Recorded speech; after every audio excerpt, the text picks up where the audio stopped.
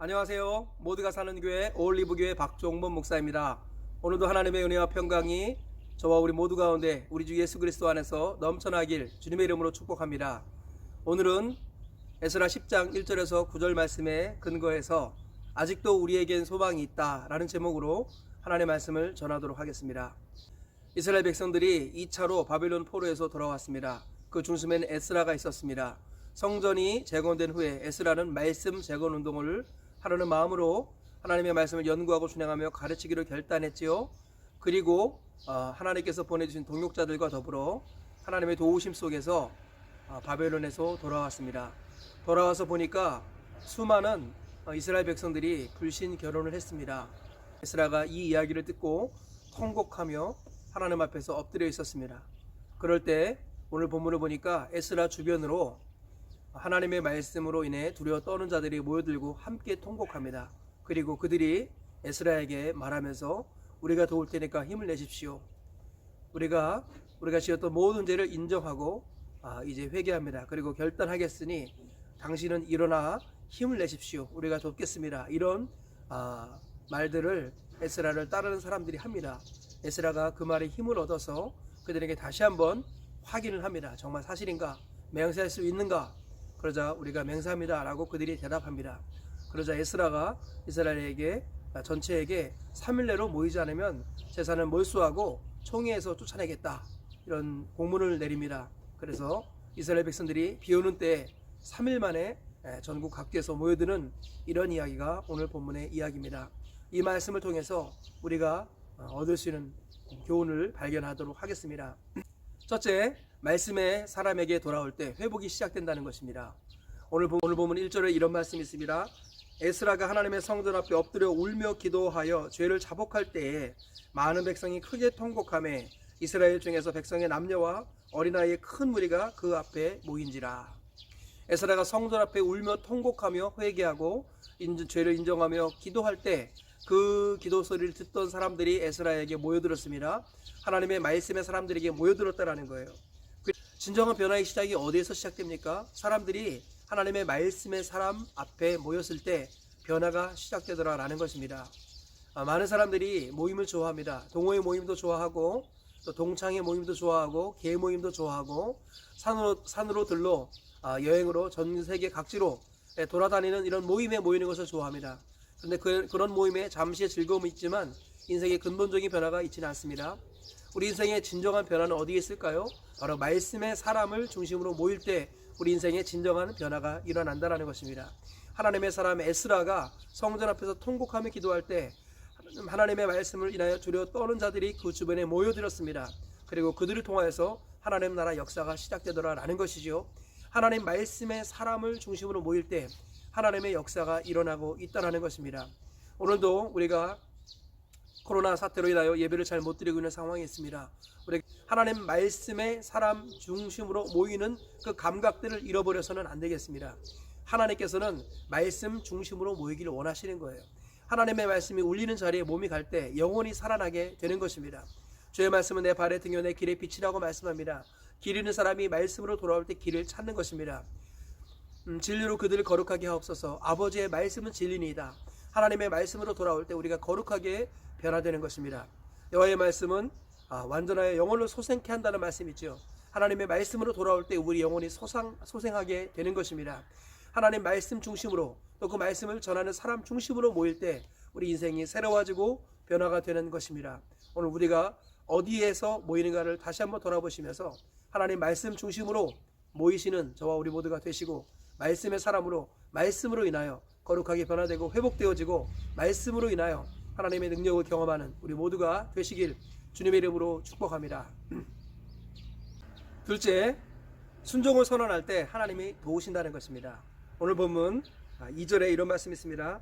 엘람 자손 중 여일의 아들 스가냐가 에스라에게 이르되 우리가 우리 하나님께 범죄하여 이 땅 이방 여자를 맞이하여 아내로 삼았으나 이스라엘에게 아직도 소망이 있나니 곧 내 주의 교훈을 따르며 우리 하나님의 명령을 떨며 준행하는 자의 가르침을 따라 이 모든 아내와 그들의 소생을 다 내보내기로 우리 하나님과 언약을 세우고 율법대로 할 것이라.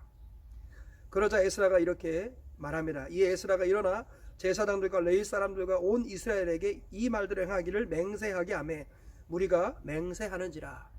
이 말이 무슨 말이냐면 에스라가 회개했던 이유가 이 종교 지도자들을 비롯하여 방백들을 비롯하여 많은 사람들이 불신 결혼을 했습니다. 이방 여자들과 결혼했고 자녀들도 낳았어요. 그랬을 때 이 죄를 에스라가 통곡하며 회개했을 때 하나님의 말씀을 인하여 두려워 떠는 자들이 모여서 에스라를 중심으로 모였습니다. 그리고 그들이 고백하는 거예요. 우리가 하나님의 말씀을 따라 하나님을 두려워하는 사람들의 가르침을 따라 말씀에 순종하겠습니다. 그래서 우리 이방 여인과 그 자녀들을 내보내겠습니다. 그러자 이제 에스라가 맹세할 수 있느냐라고 말했을 때 맹세하겠습니다. 이렇게 말하는 것이죠. 순종을 선언했을 때 하나님이 도와주셔서 결국은 정결함을 회복하는 그런 이야기가 오늘 본문에 기록되어 있다라는 거예요. 우리가 해야 될 것을 항상 기억해야겠습니다. 하나님 우리에게 말의 권능을 주셨습니다. 하나님이 천지를 창조하셨을 때 말로 하셨습니다. 태초에 하나님이 천지를 창조하시니라 빛이 있으라 하시니 빛이 있었고 하나님이 말씀하시면 그게 그대로 되는 것이죠. 우리는 하나님의 형상으로 지음받은 사람이기 때문에 하나님처럼 말의 권능을 갖고 있습니다. 그래서 우리 말대로 됩니다. 너희 말이 내 귀에 들린 대로 내가 너에게 행하리라. 하나님이 민수기 14장에서 말씀하셨듯이요. 우리가 말한 대로 하나님이 행하십니다.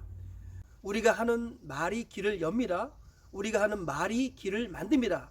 우리가 하는 말이 길입니다. 하나님께서는 말이 길이라고 말씀하십니다. 그래서요, 믿음으로 말하라, 믿음으로 선언하라, 믿음으로 선포하라. 그러면 내가 그 말을 듣고 내가 도와주겠다라고 말씀하시는 거예요. 하나님께서 원하시는 것은 순종을 선언하는 것입니다. 믿음으로 순종을 선언할 때 하나님께서 그 말을 들으시고 도와주시고 힘을 주시더라라는 것입니다. 그러므로 우리 하나님의 사람들은 항상 범사에 믿음으로 말하는 훈련을 해야겠습니다. 본능대로 말하면 안 되겠습니다. 감정대로 말하면 안 되겠습니다. 환경과 상황에 따라 그냥 나오는 대로 말하면 안 되겠습니다. 속에 있는 이야기를 다 해서는 안 되겠어요. 우리 속에는 선하는 것이 없습니다. 좋은 것이 없습니다. 하나님께서 원하시는 것은 믿음으로 말하기를 원하시는 겁니다. 나의 의인은 믿음으로 말미암아 살리라. 나는 의인이 뒤로 물러나는 것을 원하지 않는다. 우리 주님이 분명히 말씀하시는데요. 믿음으로 산다라는 게 뭐냐면은 믿음으로 말하며 산다는 것과 같습니다. 왜냐하면 말이 길이기 때문이에요. 우리가 말하는 대로 길이 열리고 우리가 말하는 대로 삶이 펼쳐지게 되는 것입니다. 그러므로 하나님의 사람들은 말을 믿음으로 하는 사람이에요. 순종을 선언하면 하나님이 순종할 수 있는 힘을 주시는 것입니다. 못하겠어, 불평과 원망을 선언할 때 그렇게 되게끔 하나님이 하시는 것입니다. 너희 말이 내 귀에 들린 대로 내가 너에게 행하리라. 항상 이 사실을 기억하시면서 순종을 선언하시고 믿음으로 말하여서 하나님이 일하시는 것을 경험하시는 저와 우리 모두가 되시길 주의 이름으로 축복합니다. 세 번째로 오늘 말씀을 통해서 얻을 수 있는 교훈은 하나님의 사람들이 모일 때 변화가 일어난다라는 거예요. 오늘 보면 7절 이하에 이런 말씀이 있습니다. 유다와 예루살렘에 사로잡혔던 자들의 자손들에게 공포하기를 너희는 예루살렘으로 모이라. 누구든지 방백들과 장로들의 훈시를 따라 3일 내에 오지 아니하면 그의 재산을 정몰하고 사로잡혔던 자의 모임에서 쫓아내리라 하며 유다와 베냐민의 모든 사람들이 3일 내에 예루살렘에 모이니. 네, 에스라가 그들이 맹세하자 힘을 얻어서요, 이스라엘 백성들 전체에게 공문을 내립니다. 3일 내에 모여라. 예루살렘으로 모여라. 그리고 3일 내에 오지 않냐면 그 재산을 정몰하겠다. 재산을 다 빼앗겠다. 그리고 우리 이스라엘 총회에서 쫓아내겠다. 이런 공문을 보냅니다. 그러자 3일 내에 백성들이 모입니다. 그리고 이 모임을 통하여서 한 사람의 회개가 주변의 사람들 동역자의 회개로 이어지고 그리고 이것이 민족의 회개로 이어지는 그런 교두부 역할을 한다는 거예요. 성경 역사를 보면은요, 모임을 통하여서 하나님이 일하십니다. 하나님께서는 교회의 본질을 모임이라고 말씀하세요. 교회는 구원받은 사람들의 모임이지요. 성도들의 모임을 바로 교회라고 합니다. 그리고 성도 자체가 거룩한 무리다 이런 말입니다. 그래서 초대교회는 성전을 중심으로 모였고요, 집을 중심으로 모였습니다.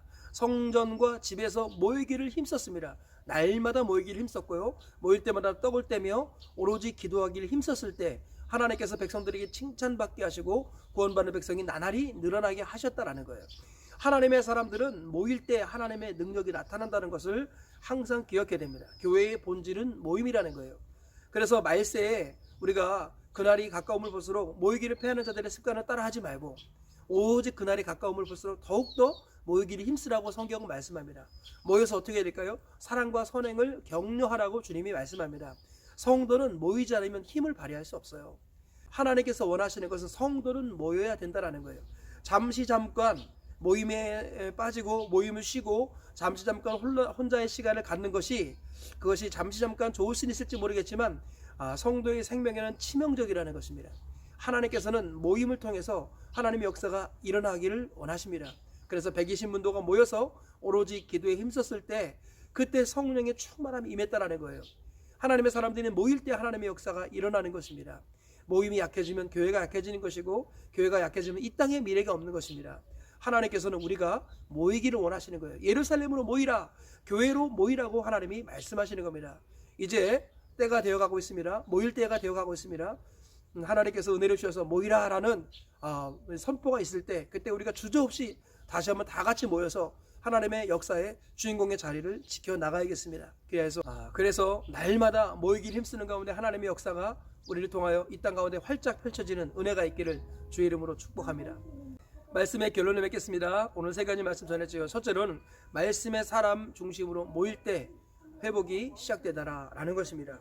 하나님께서는 말씀이 있는 자리에 모이기를 원하신다는 거예요. 두 번째로는 행함의 결심, 순종을 선언해야 된다는 것입니다. 순종을 선언할 때 그 말을 들으시고 하나님이 도와주십니다. 하나님은 말이 길을 열고 말이 길을 만들고 말이 길이라고 말씀하십니다. 세 번째로 하나님의 사람들이 모일 때 변화가 일어납니다. 어디로 모여야 될까요? 교회로 모여야 합니다. 예루살렘으로 모여야 합니다. 성도의 본질, 교회의 본질은 모임이라는 것 기억하시고 모일 때 하나님의 역사를 경험하는 우리 모두가 되시길 주님의 이름으로 축복합니다.